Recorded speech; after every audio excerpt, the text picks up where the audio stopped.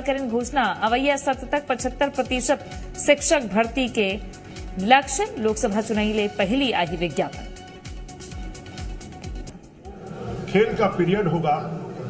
हमारे जो कॉलेज हैं उन सभी कॉलेजों में नए विषय खोलने के साथ साथ हमने लगभग 30 नए स्नातकोत्तर विषय, 20 नए स्नातक विषय और साथ में 20 कॉलेजों की बिल्डिंग बनाने का और 10 स्कूलों में अतिरिक्त कक्ष बनाने का और बाउंड्री वॉल बनाने का और छात्रावास बनाने का भी हमने बजट में प्रोविजन किया है।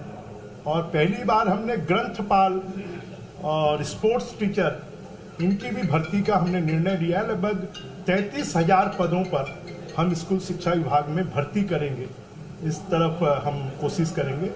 और हायर एजुकेशन में लगभग 5,000 पदों की भर्ती हम करेंगे, जिससे कि हमारे और साथ में जो NEP है नई शिक्षा नीति, उसको हम अगले शिक्षा सत्र से लागू करेंगे। ये भर्तियां कब तक हो जाएंगी? बड़ी भर्ती है।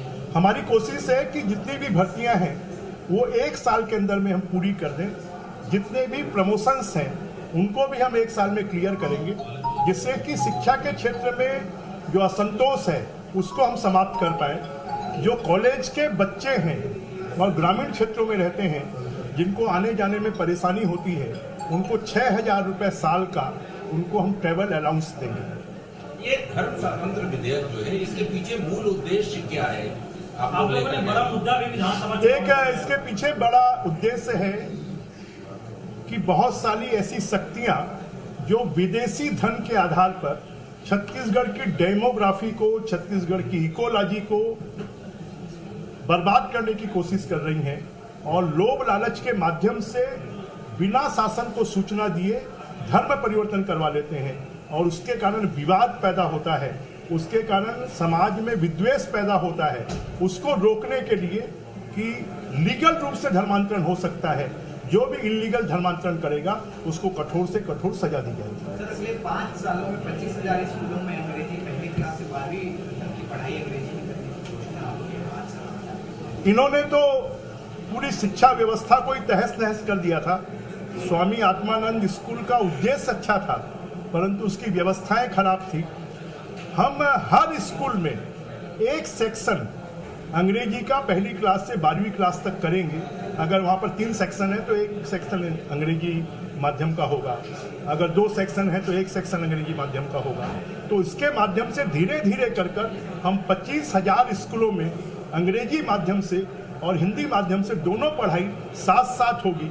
उसके लिए हमें नए शिक्षकों की भर्ती भी नहीं करनी होगी, उसके लिए हमें नई बिल्डिंग भी नहीं बनानी होगी। और इसके लिए इन्होंने जैसा स्वामी आत्मानंद स्कूलों में भ्रष्टाचार किया है वैसा भी बिल्कुल नहीं होगा, उसको भी हम रोकेंगे।